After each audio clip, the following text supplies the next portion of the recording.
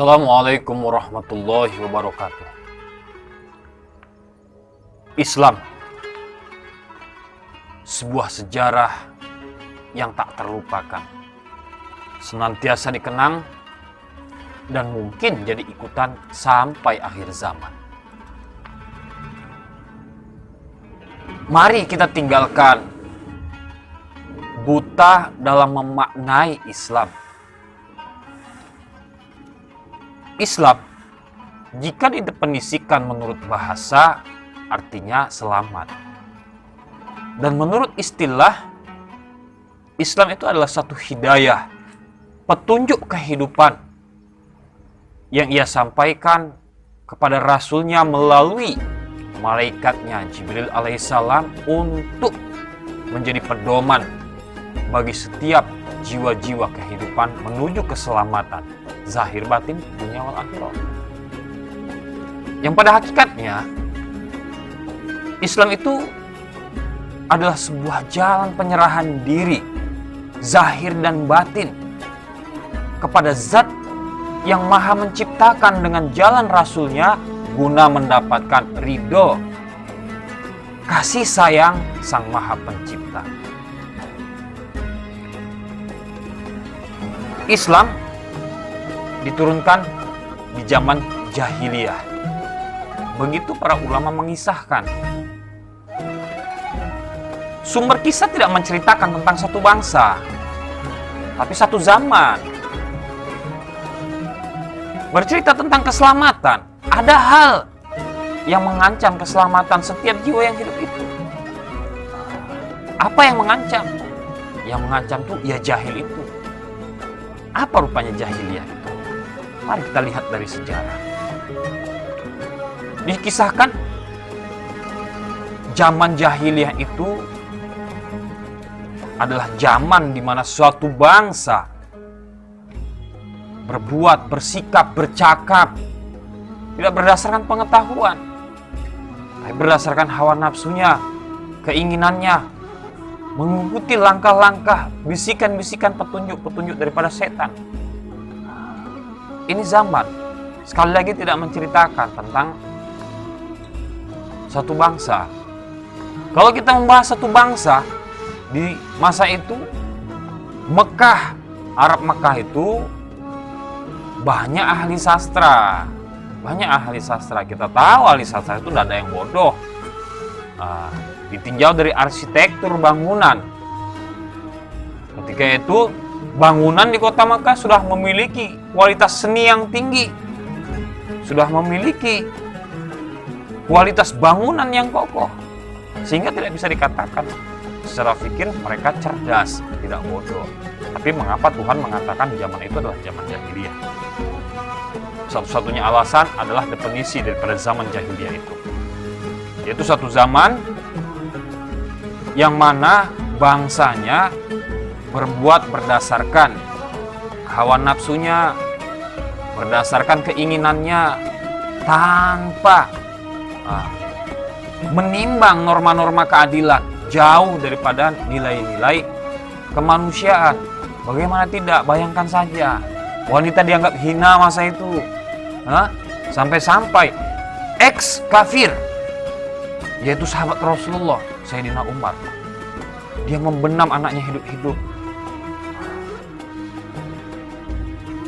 Lalu wanita hamil dijadikan sebagai sebuah taruhan yang dikandung laki-laki atau perempuan. Khamar bukan sekedar untuk diminum memabukkan, sebagai gantinya air mandi. Begitulah khamar. Masih banyak lagi tingkah laku dan norma-norma yang jauh daripada kata benar dan kata adil.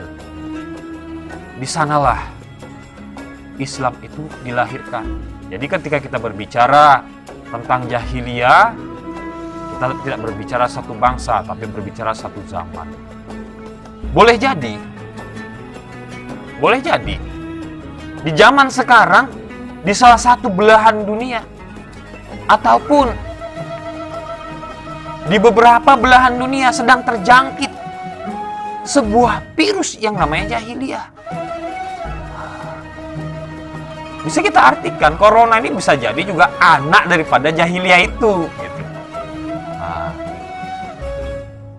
boleh jadi salah satu dari kita atau beberapa di antara kita juga sedang terjangkit virus jahiliyah.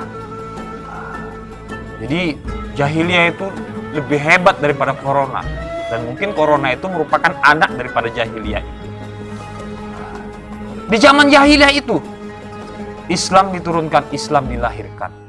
Di zaman itu dan di zaman ini, Islam merupakan suatu solusi. Islam itu suatu solusi. Menjawab segala permasalahan dan problematika kehidupan. Terbukti sudah, para tuan dan puan. Terbukti sudah. Di zaman itu, Islam itu mampu merubah zaman. Yang mana zaman jahiliyah menjadi baldatun thayyibatun wa rabbul ghafurur rahim. Rasulullah Shallallahu Alaihi Wasallam pernah berkata melalui sebuah hadis yang mengatakan al-Islamu a'lah wa la yu'la alaih. Islam itu tinggi, tidak ada yang lebih tinggi daripadanya. Kalimat tinggi ini bisa diartikan juga mulia, hingga tidak ada yang lebih mulia daripada Islam. Islam itu kaya, sehingga tidak ada yang lebih kaya daripada Islam. Islam itu kuat, sehingga tidak ada yang lebih kuat daripada Islam itu sendiri. Tidak ada yang lebih. Jadi, bagi kalangan sebahagian Muslim, bagi sebagian kalangan Muslim yang belum mendapatkan kebahagiaan, atau sebahagian kita, beberapa dari kita yang masih kalah dalam mengarungi persaingan kehidupan, coba kita telisik kembali, kita pertanyakan kepada diri kita. Sejauh apa kita sudah mengetahui, memahami Islam itu? Sejauh apa sudah kita meyakini, mempercayai Islam itu? Dan sejauh apa sudah kita mengamalkan Islam itu?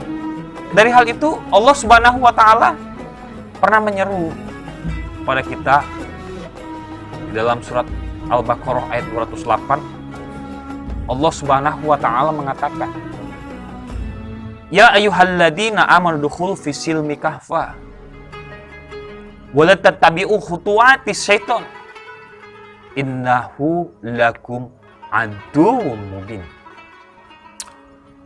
Allah mengatakan, hai orang-orang yang beriman,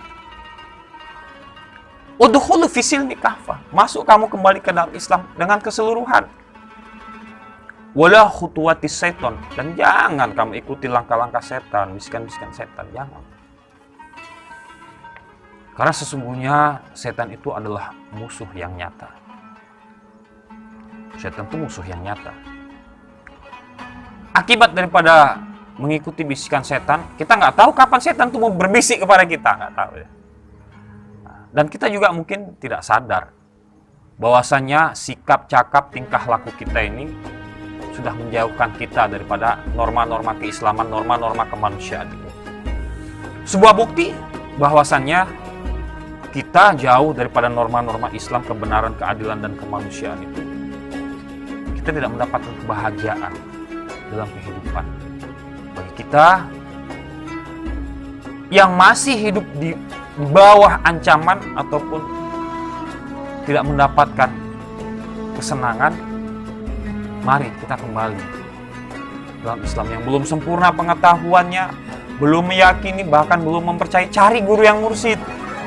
Cari guru yang mursyid. Tuntutlah daripadanya pengetahuan yang cukup, keyakinan, bahkan cara mengamalkan yang sempurna. Bagi yang belum Islam, masuk kembali ke dalam Islam. Ingat, masuknya dengan keseluruhan. Jangan separuh-separuh lalu ditinggalkan. Satu hal yang mengkhawatirkan, ketika kita masuk Islam itu separuh-separuh, mempelajari dan meyakini Islam masih separuh-separuh, dikhawatirkan kebahagiaan kita hanya separuh, setengah. Setengahnya lagi penderitaan. Kalau kita meyakini Islam separuh-separuh, dikhawatirkan kita mendapat kesenangan hanya setengah. Setengah saja kesedihan. Yang lebih mengkhawatirkan lagi, ketika kita mendapat kisi-kisi Tuhan hanya separuh. Separuh lagi adalah sisi-sisi kehancuan. Hidup akan selalu dibayangi dengan rasa takut. Tidak ada nyamannya. Tidak ada nyamannya. Jadi, jangan lupa bahagia. Tuntut Islam itu, tuntut ilmu itu, cari guru. Ingat, jangan lupa bahagia. Barang siapa yang menunaikan kewajibannya, niscaya dia akan mendapatkan haknya. Islam kafah. Assalamualaikum warahmatullahi wabarakatuh.